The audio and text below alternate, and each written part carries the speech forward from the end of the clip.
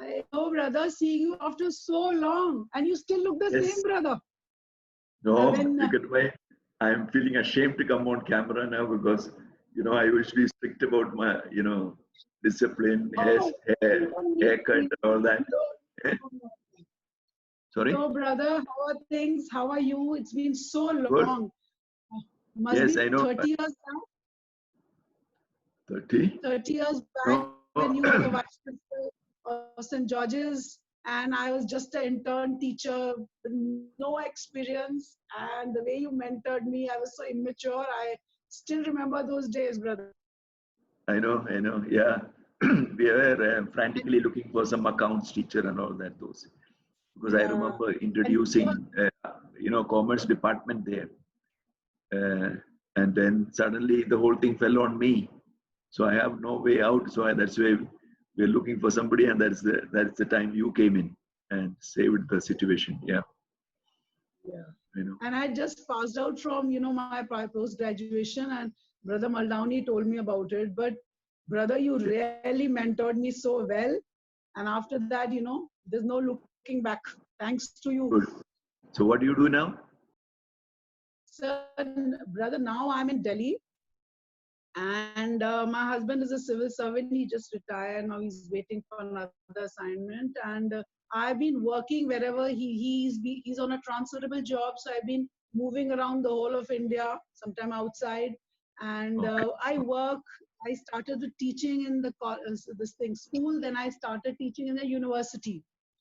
And then, a few years back, then I left this part and I started full-time social work. So I was in Calcutta. I have my own NGO for these, women who stay in the slums. Okay. I'm into all that. And but what about you, brother? That is very noble of you to do all those things, and that's very good. Yeah. So keep yourself busy with something more productive and socially useful. And what about you, brother? What about this time? Like last 3 months, Yeah. last 3 months have been, there must be a lockdown. Is there a similar lockdown like we have in India here, there in Doha? Of course, we have same as other places. Our restaurants are all not working. Only takeaways are allowed, and only grocery shops and what do you call pharmacies are open. So that means you can freely walk into these. But otherwise, offices, I think 20% of what employees are, allowed to come and work in the office. 80% are encouraged to work from home. And so the government has given all these directions. In spite of that, I think the spread of the virus is, too fast in a way. It is not in control yet. That's the only problem. But I think it is because we do have a lot of, expats who are, who are labor class also, because there's a lot of construction work going on. So once it spreads among those people, it is difficult to control. And then secondly, you find that all the government work has not stopped, because Qatar is very particular about 2022 World Cup. World Cup. Yeah. So they don't want to delay any work. So a lot of construction, road work, that has not stopped. So the government has not stopped that yet. So, but I think, the country is doing well, in the sense that in spite of the blockade and all that, they're doing well. They're becoming more independent and self-reliant in various ways. And of course, is one of the richest country in the world when you look at it per capita. So because of the gas and the oil that they have, so comparatively it is doing very well. Yeah. And even education-wise, they have all the major universities from US. I remember when I came there last year, I was there in Doha. Yeah. You have the campus of all the universities which are there in US, all the best ones. In education also, they've expanded a lot in Doha. No, in fact, even the locals, most of them, the present generation are all educated.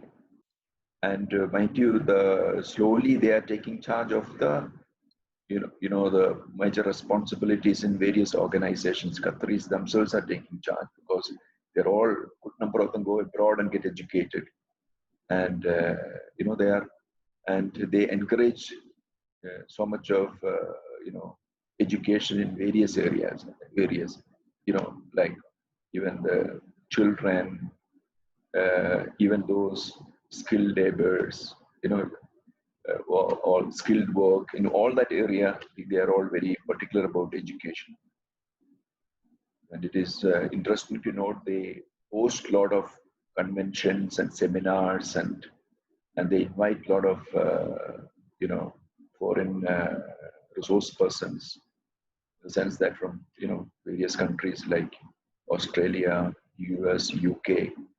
Most of these conferences that I visit, I think we have a good number of people coming from abroad as well. They very much encourage. Yeah. And brother, what do you do? What are you doing to keep yourself busy these days? Lockdown, your hobbies, whatever you In, do. in fact, if you say if I keep myself busy, in fact, I'm become a little overworked once this lockdown started, because I'm mostly working from home. But I do go to the office in the evening to maybe to clear some papers or whatever. The reason being, in the evening there are hardly anybody around. Only I will be there, so it is much safer. And whole morning I'm busy coordinating various things because I manage 5 campuses. So we have that means I have 5 headmistresses working with me, and so they all keep. Then of course 2 vice principals. So managing 5 campuses, we have issues coming from different campuses, especially with the introduction of this online classes. Initial stages there could have been a lot of hiccups and all that. Now our teachers have become well versed in online classes, and they're all techno savvy, and they're doing quite well.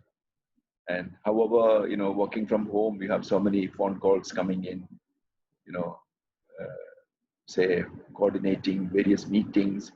Then you have a lot of online programs. I myself am conducting for parents, teachers, all these seminars and all that. So in fact, it is almost 24 into 7.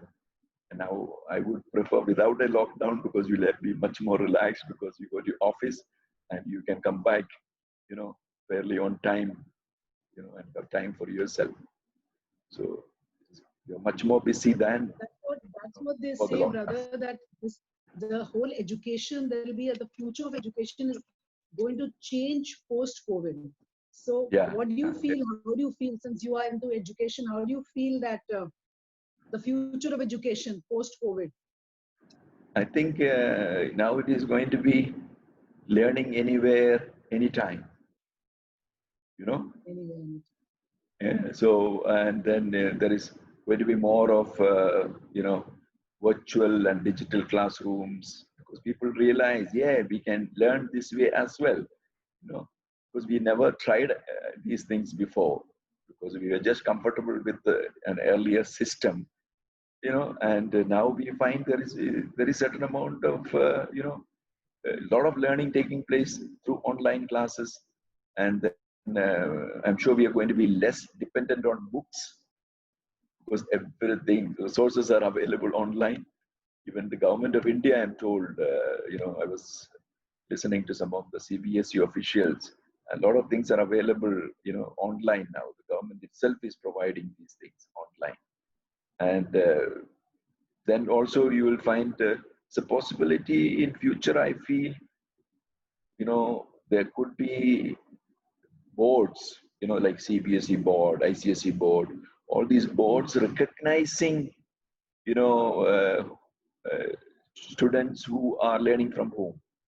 So some kind of a homeschooling come, maybe contact program, So even universities, which they already have correspondence. Now it is the ideal thing is they don't have to report to the place. They can have online teaching. They realize, I think these things. So I'm sure the universities and the governments and various boards are going to recognize that kind of a education in future. That's what I feel. So You're right. things are going to change. Things are going to change, I'm sure, and for the better, because Yes. there is more innovation. There is more creativity now. Yeah. More creativity, yeah. Yeah. One more question I want to ask you, brother. See, I feel that you have become a international educator, international principal. In India, you've been the principal of so many schools, including SJA. Now you are in Doha. So, the Alumni Association members were asking me, you must ask brother this question. What do you feel?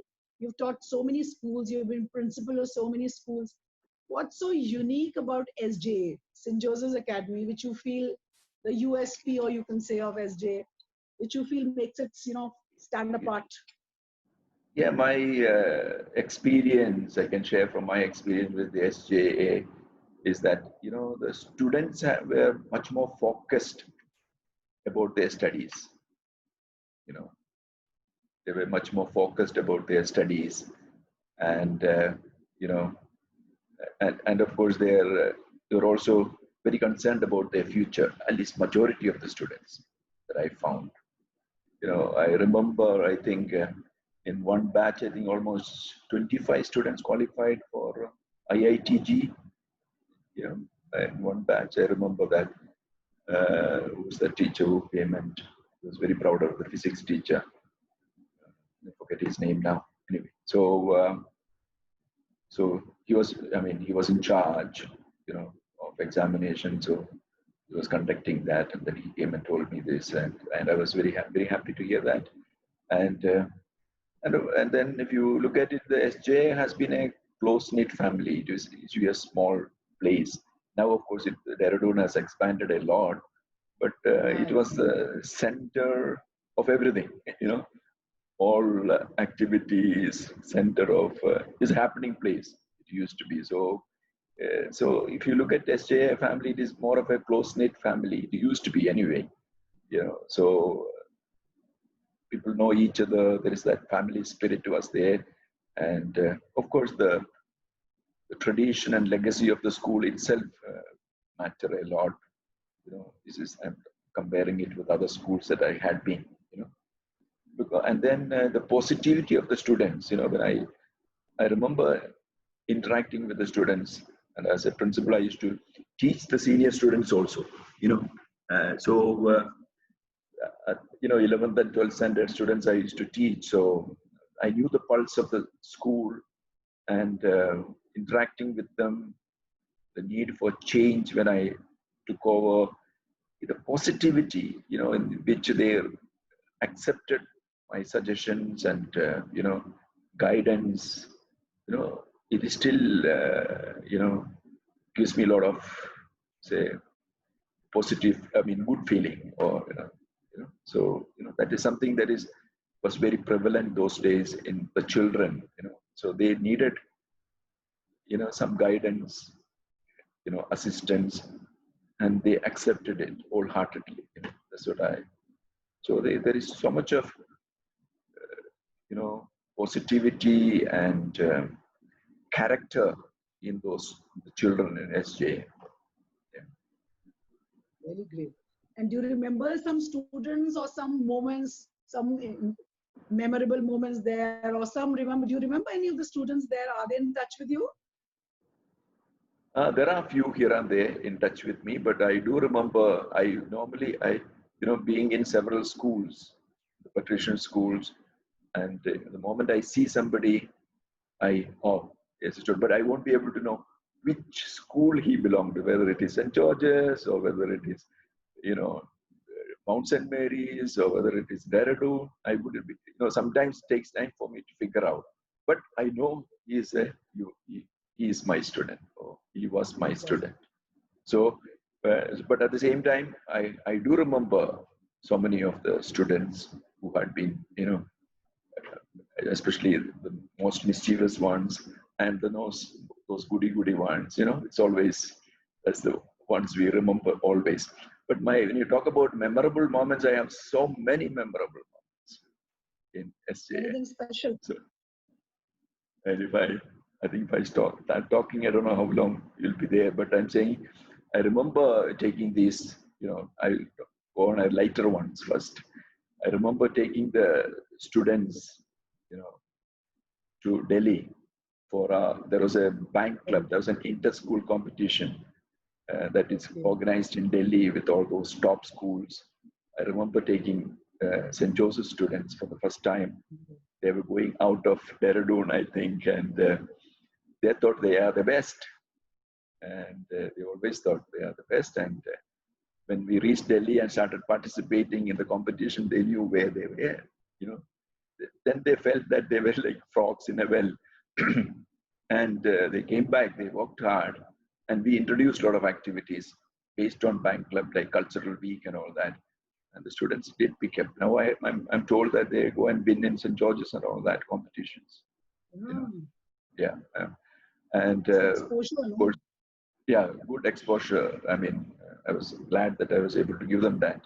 Even we took them out again for, you know, there was a Bergen music meet, whatever it is.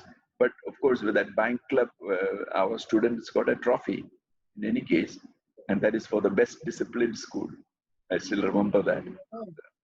So, in the sense that, okay, that's one aspect of it.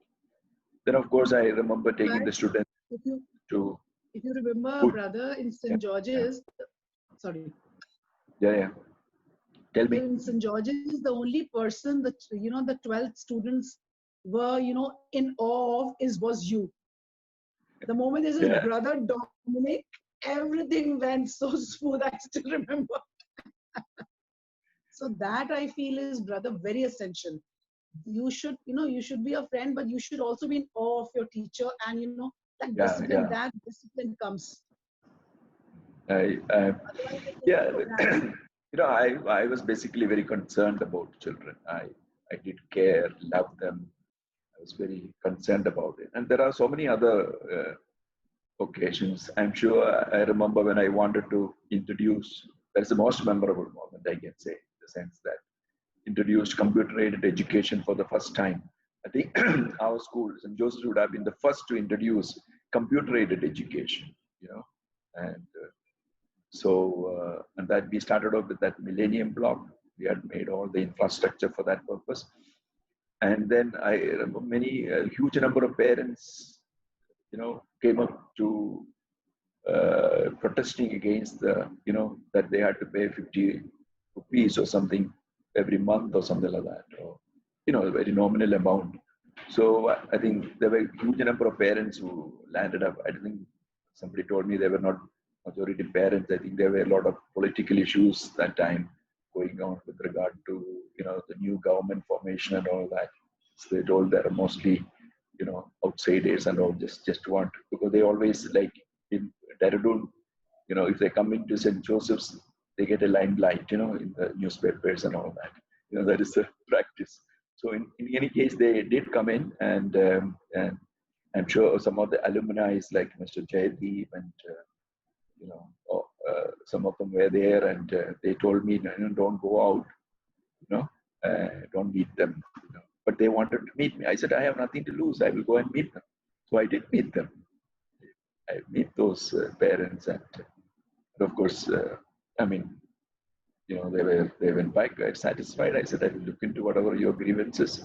And of course, I remember somebody commenting, one of the women folk. I think they were some Uttarakhandis, if I'm not mistaken. So they're saying, "ये तो वाजपेयी की तरह हंस रहे हैं," you know. So because I was very positive in my approach to them, because I said, okay, I have nothing to lose in any case. So it's because some of them said, we don't mind even, keeping the children we don't want any buildings or anything like that. We don't mind.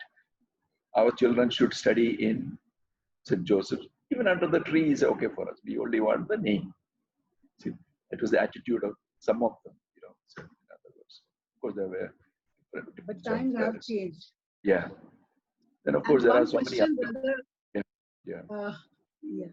One more question I want to ask you. In fact, so many of the alumni members were asking, what do you do? Everybody says that you are a fitness freak, you are into sports. How do you keep yourself fit?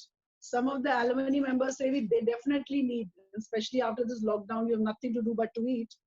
How do you keep yourself fit, brother? You You're know, still so fit. when I talk What is about that? fitness, I enjoy playing a game of tennis every evening, which I used to do. And so, of course, after coming to Qatar, I think for me to play tennis, I think maybe I must have, I can count on my fingertips, maybe around 10 to 12 times or something like that I played, because our tennis, the school does not have a tennis court because we are just a growing school. So, but I do go out once in a while to play, but that's very rarely. But however, I try to keep myself fit here. In the present situation, I go for a bit of badminton, maybe at least Okay. thrice a week. You know. I suppose it needs a little bit of you know uh, discipline and willpower to see that you exercise at least 3 times in a week. It is good because that's what I tell the children.